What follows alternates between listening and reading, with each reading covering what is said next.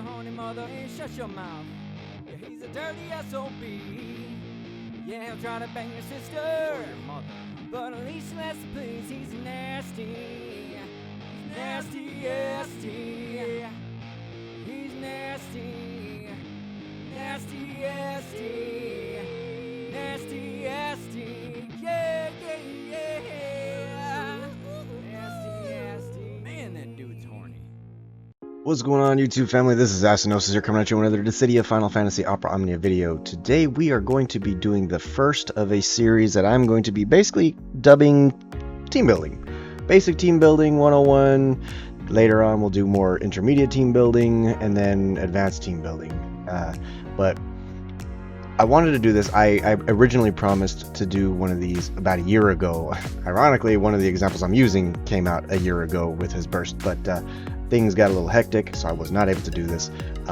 Now, I've been wanting to do this because I've noticed that there seems to be a lack of understanding when it comes to building an effective, solid team. I've seen way too many people just try to throw whatever units together, such as 3 DPS, and expect it to be able to clap any content, and that's just not how this game works, unfortunately. For example, one of the things you need to consider when making these teams is you got to consider the fight mechanics of what fight you're going to be going to, because typically in most cases you're not going to be able to use the same team for everything. Now there are those outliers where you see people clapping through using like the Sid Butts Mao type of thing. That does not always work though, and it's been proven to not always work, but don't want to get too ahead of ourselves because we want to keep this as basic as possible. This video is meant to mostly help the newer players or the players that have been playing for a while and are still struggling. So back to my point, you want to look at what you have in your roster, and unfortunately when you read your character skills in the game, you only get so much information about. So now you notice in this video clip right now, I have the Tomberry Troop website filled up, and I've pulled up my 3 examples of the team comp that I want to use for this particular video. Tomberry Troop is amazing. Much credit to those guys. They put in a lot of work into what they do. I'm not sure how they get this information. Honestly, I don't really care how, as long as I can see it and read it and be like, okay, so now I know what, the deeper workings of what these characters' skills do. And so when you're making these teams, you want to think about the role that each character fills before you put them together. Now, the game doesn't necessarily tell you that outright. That's why resources like this exist. Like, for example, if you were to look at Snow, you can see that his one skill, Taunts, that's the one thing that says, hey, I do tanking things. But other than that, there's no moniker on the character's name that says I is tank, I is DPS, I is healer, or I is this. So it's important to make the effort to read, and there's a lot of content creators out there that showcase a lot of awesome team comps, and realistically, if you think about it, when these content creators are showcasing what's going on, they're literally showcasing team building, but unfortunately a lot of them do not do any commentary and explain why those team comps work, which I think that is the disconnect for a lot of players, because they see this, they see the execution, and then for example, if you're watching a JP content creator, I don't know about you, but I cannot read Japanese, so I mean, I have an understanding of what's happening, but again, I typically will refer to resources like the Tomberry Troop, and there's also like Dissidia Info. I believe Dissidia DB also has a bunch of good stuff in there regarding each character and their kits. So that being said, the example that I'm going to be using, you guys could probably have already noticed by now that I have a video playing of Dimensions and Entropy 20. At the time when that first came out, it was considered to be the hardest content in the game. It was a very long fight, it was dangerous, and there were a lot of creative solutions. Now, what I decided to do, being the meme lord that I am, is I created a team of 3 characters that actually synergize extremely well together, but were trashed upon by the community. And if you noticed in my thumbnail, you saw the nicknames that were given to those 3 characters. But me understanding how these three characters work, and then looking at the boss fight and making sure that there was no immunities, because again, if you're going to use characters that say they debuff and you're going into a debuff immune fight, that's not going to end well for you. So in this case, I brought Furion, Balthier, and Vincent. Now, with Furion, what he's providing me is, if you look at the auras, like this is the area that you want to come to, especially when you look at these infographics. Like in my opinion, because you can read about the abilities all you want, you can read them in game too, but what I like to focus on is, okay, what is being done to the enemy specifically, and what is being done to the party specifically as a snapshot. So here I can see that you can't see my cursor, unfortunately. I'll have to enable that another time in a later video. But if you look at the debuffs, for example, right there in the middle, Drain Weapon does attack down and it triggers off-turn damage. It's great.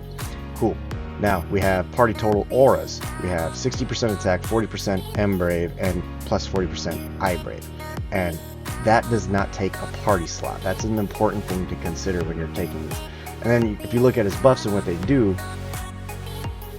that's what he's giving to himself and then also to the party. Now, Furion does off-turn damage and healing, and he scales very heavily off of his I Brave. Now the thing is, if you're using, in this case, what I did not do, what I neglected, was with this team comp, he should use triple 108 170 because he's the only battery in this team comp. As if I'm remembering correctly, Balthier does not battery, except for himself. He does a self battery. So Furion's giving these auras, he's giving the healing, he's protecting the team to a degree. Now, important to note, that does not make him a tank. And while I'm at this, I want to preface and say, what I'm going over right now is why tier lists are shit. Flame me all you want, but tier lists in this game are absolute garbage, and it's nothing more than just, it's people giving their opinions. Sometimes they're well informed, sometimes they're misinformed, but the problem is that the disconnect is typically no two damage dealers, supports or whatever perform the exact same way. So calling it a tier list is disingenuous. It'd be more safe to say this character can currently function in the C90 era with its kit as is. This character cannot. That would be more accurate if you think about everything objectively and logically, because we are now in the Crystal Strength 90 era. There's a lot of characters that have some very, very outdated kits, Furion included. The reason why I'm using him again as this example is because Dimensions End 20 is within reach of your average player as long as you keep going, and not to mention that this is just showcasing how characters synergize with one another. So we move on to Balthier. Now, for my example in my video, Balthier is the Aura bot for all intents and purposes. Now, if I recall correctly, this infographic has been updated because he did get his early rework and he did get his LD boards. And if you look at the effects, again, this is what he gives to the party. He gains, it's a lot. Retain 30% Brave after HP attacks, and it gets better as he levels up. So when he hits level 5 of his LD unique buff, all of this extends to the entire party. That is huge. It is a lot. So he's essentially basically being there making your team clap. Not to mention, he can also cleanse your party if there's debuffs. Now, in this particular fight for Dimensions End 20 Entropy, there are no debuffs that I can recall happening. So Balthier was essentially here. This was me showcasing that people calling him a niche global first was false. Like, we got that Brave damage up and HP damage up before JP ever had it. So this was highly, highly underrated when he first came. And so that's really, and he steals buffs. So if you happen to need a Disenchanter, that's something else that he does, because he steals the buffs from the enemy and gives it to himself if they have them. And then we'll go ahead and quickly move on to Vincent. Now, Vincent was called the trash global first, pretty much. And a lot of that was a deep misunderstanding, because it was everything that he didn't get a rework, unfortunately. He has it now, so he's a lot better now. But even with what he did have, like, he did a fair amount of damage with that LD follow-up attack. And even then, Vincent was not there to be a damage dealer or like do a metric fuck ton of damage. In this team comp, for example, he's my debilitator. He's making it so that the enemy can't do fuck all to me. So not only am I making it so that they have 90% less eye brave and 80% less attack, this team is making it so that not only can they barely scratch me, but also I'm going to be healing.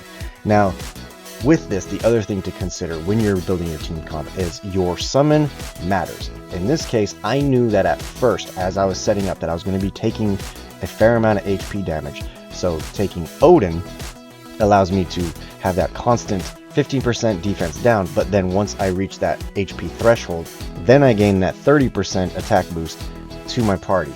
So to summarize with this team comp right here, you have Furion healing the party as necessary, and doing damage and off-turn damage. You have Balthier being an aura bot, clapping cheeks, doing fair amount of damage, and keeping the party safe from debuffs, which again, there's no debuffs in this particular fight, but that's what he normally would do in other cases. And then you have Vincent completely debilitating the enemy, making it so that they're hitting fucking ones, as you can see in the video. It is pretty goddamn powerful. And realistically, when I went through this fight, I wasn't stressed out. There was a bunch of people that were stressed as hell when they did this fight. This team played itself pretty much. I just had to press the buttons. Like, there was no danger at all. Like, the closest I came into danger was within the first few minutes, as all the debuffs and everything is getting all set up and ready to go. But then eventually, there's no danger. No danger at all.